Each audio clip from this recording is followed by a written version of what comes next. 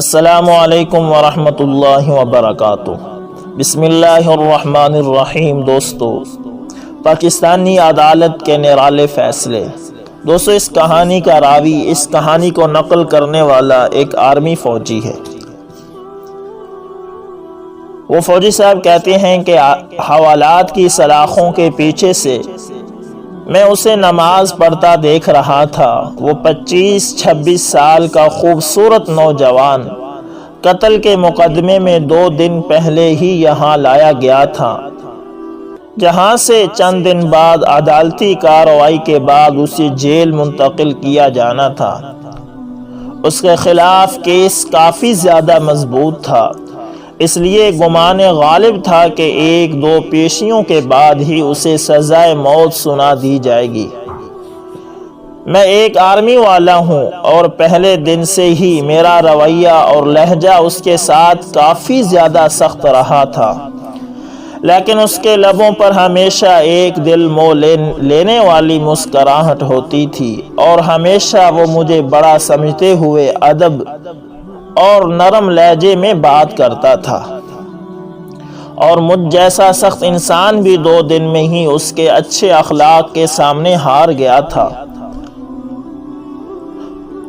اب وہ سلام پھیرنے کے بعد دعا مانگ رہا تھا، میں اسے دیکھتا ہی رہ گیا۔ وہ اس طرح خشوع اور خضوع سے دعا مانگ رہا تھا کہ یوں لگتا تھا کہ جیسے وہ جس سے مانگ رہا ہے وہ اس کے بالکل سامنے بیٹھا ہو۔ دعا کے بعد اس کی نظر مجھ پر پڑی تو اس کے لبوں پر پھر وہی مسکراہٹ نمودار ہوئی۔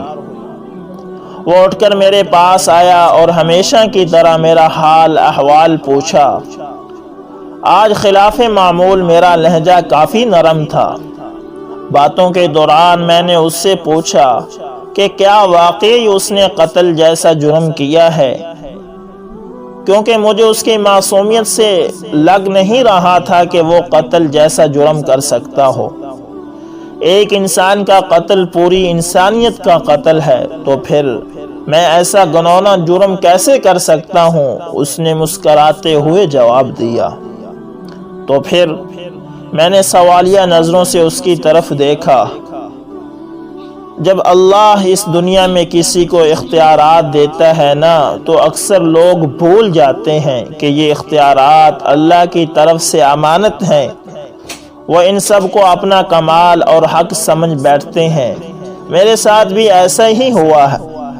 ہمارے علاقے کے ایک با اثر انسان نے قتل کر دیا، اور اتفاق سے میں وہاں سے چند قدم ہی دور تھا۔ اس نے الزام مجھ پر لگا دیا، جھوٹے گواہ بھی تیار کر لیے گئے، اور میں یہاں تک پہنچ گیا۔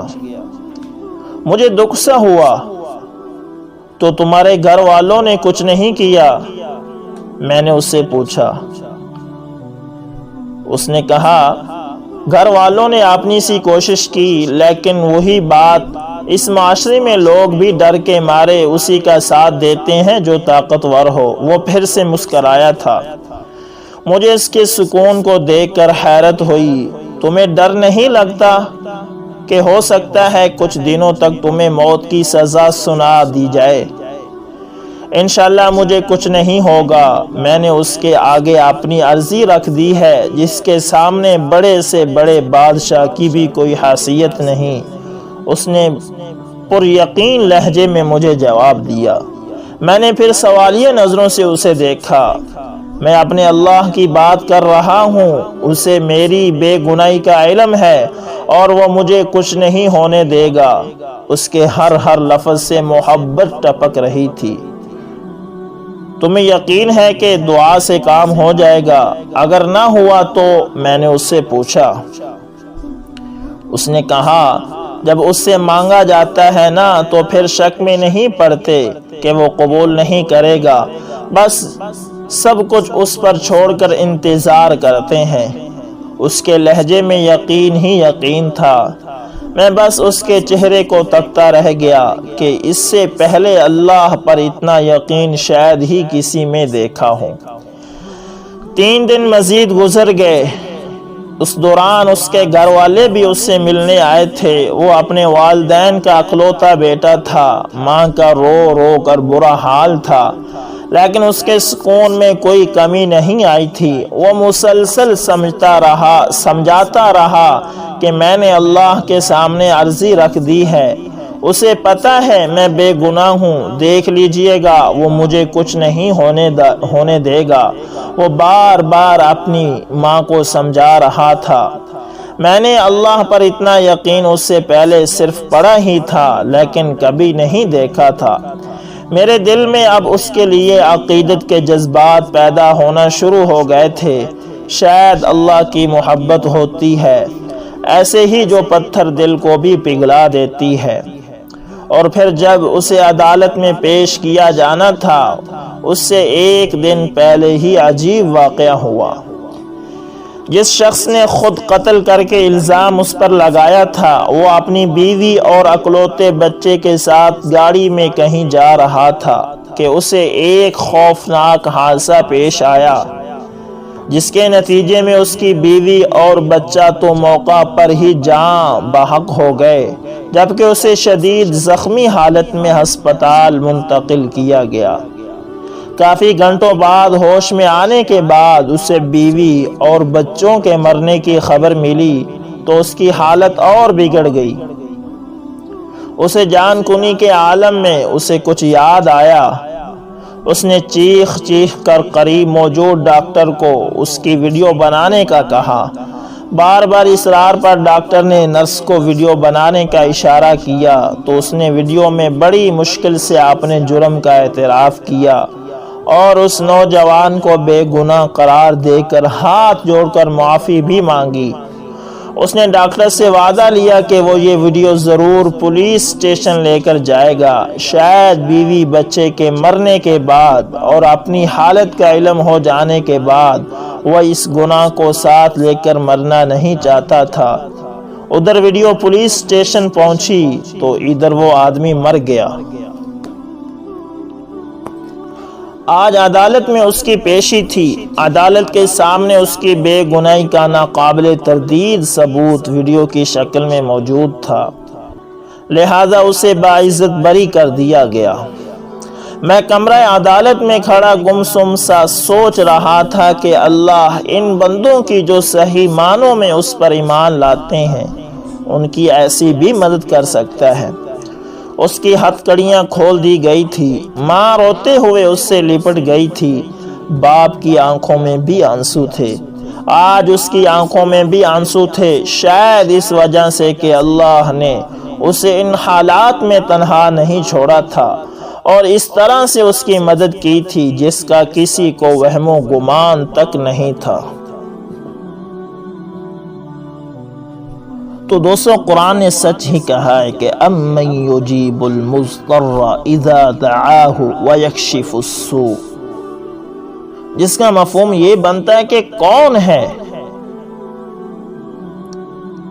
جو مجبور اور پریشان کی دعا کو سنتا ہے اور اس سے وہ پریشانی کو دور کرتا ہے۔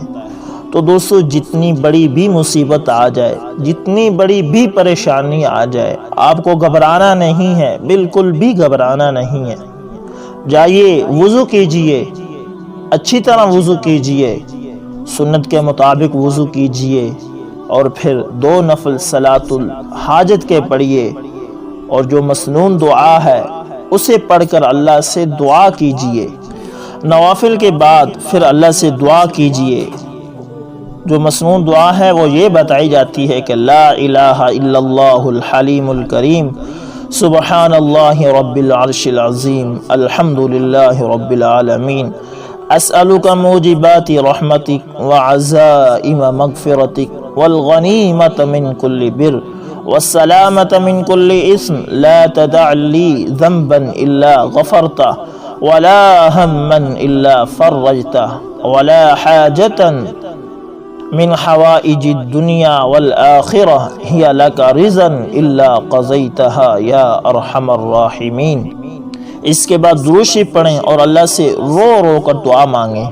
تو دوستو، اللہ آپ کی ضرور دعا قبول کرے گا اور اللہ آپ کی مدد بھی کرے گا۔ لیکن دعا کے ساتھ ساتھ دوستو ایک دو باتوں کا ضرور خیال رکھیے گا کہ اپنا کھانا پینا حلال رکھیے، اور دوسرا یہ کہ دعا مانگ کر اللہ سے مایوس نہ ہونا۔